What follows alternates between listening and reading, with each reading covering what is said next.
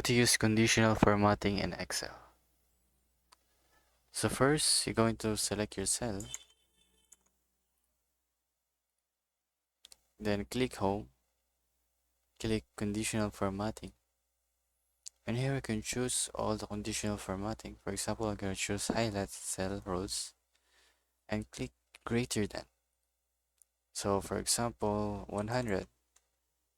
So if the number is greater than 100, it will light red.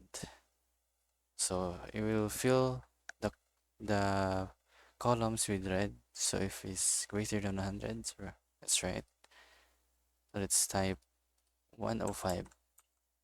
105. So as you can see, it turns to a dark red when it's greater than the number 100.